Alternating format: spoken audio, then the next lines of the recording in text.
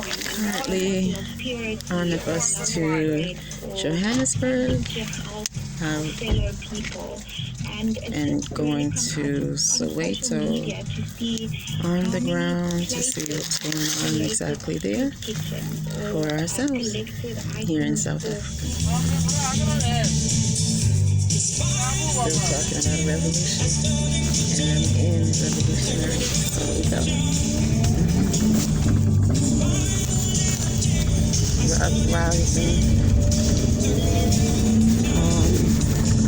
Where at least 179 children were murdered by the police to bring change and end of apartheid.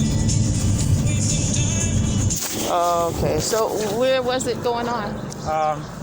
At the Borough Mall, on the malls. The outskirts. Outskirts, the malls. Yeah. The white-owned areas. Good. Yeah, because they know the malls. That's where the whites like to invest their money. Right. Yes. So they were targeting the white-owned products. But look at the people that came out and said stop looting. Did you see that? Yeah. Black. Black African. people. Yes. You know why?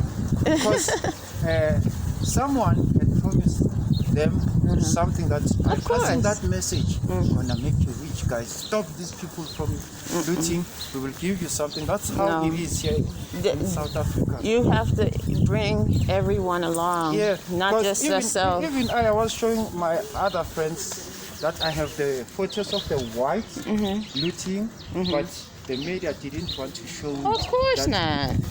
Even the whites were looting. Of course not.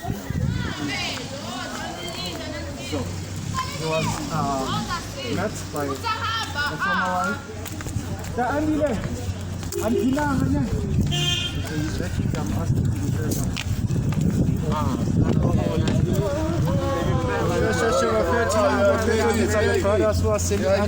My sister, when you're done, thank you. There's something for you. You've got the Unity shoes, eh? Okay, so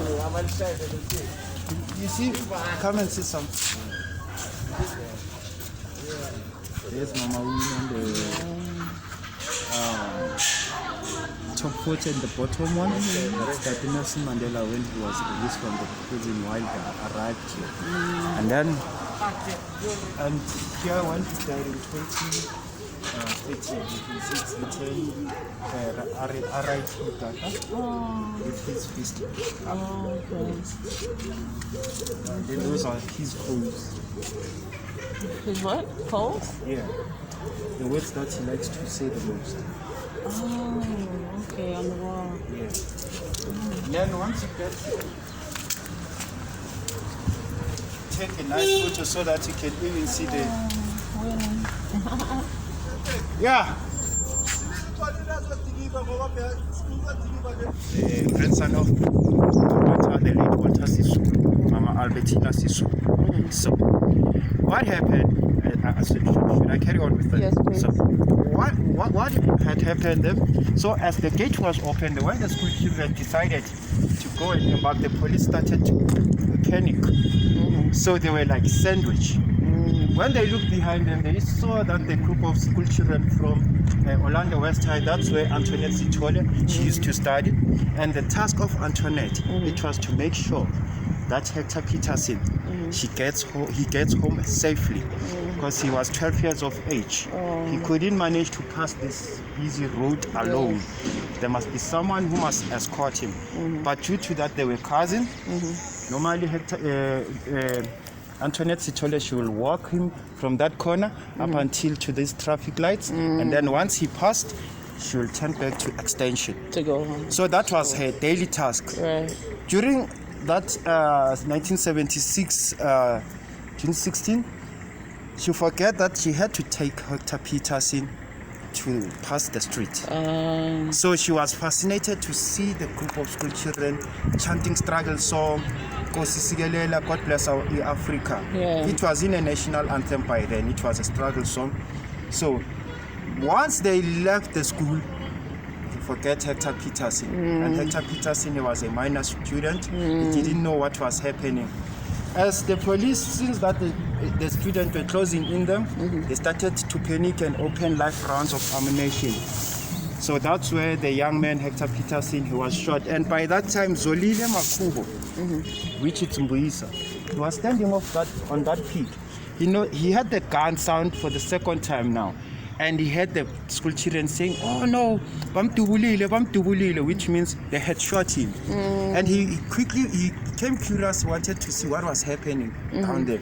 When he went down, he was, to his surprise, he was met by the school children who were running away from this corner. And he asked what was happening. They said to him, he was being shot. Who? He wanted to be sure who was being shot, because he was also a part and parcel of that school. But during that day, he didn't manage to attend the school.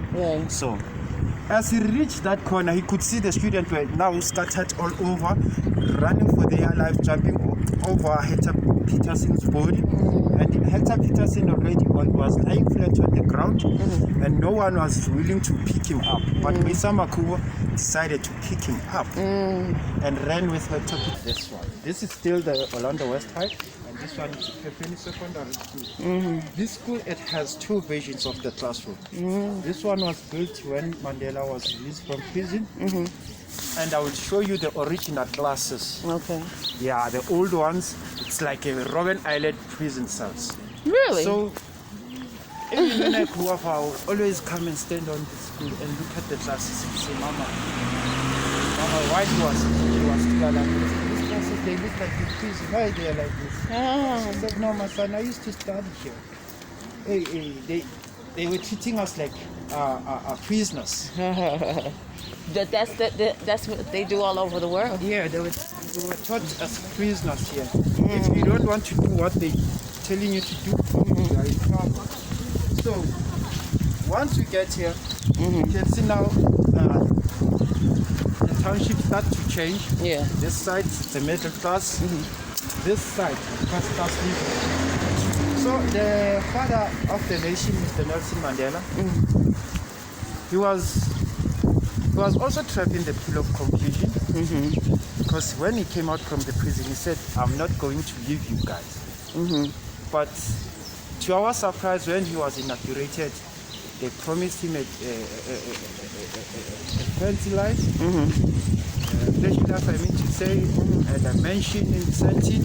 He decided to turn his back against his own people and went to the Santin.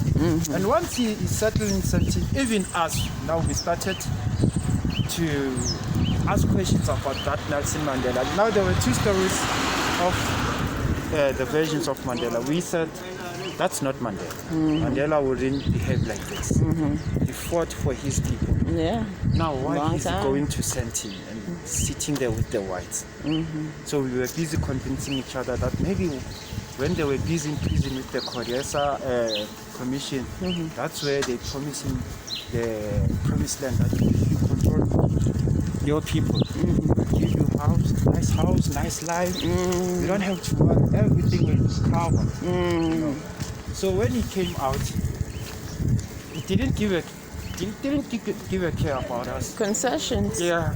And then this school, the 9th ANC president, Mr. Anthony Lembeta, used to attend here. Oh. And he was one of the presidents that was fighting against the Bantu education. So even this Against it. Yes. So even this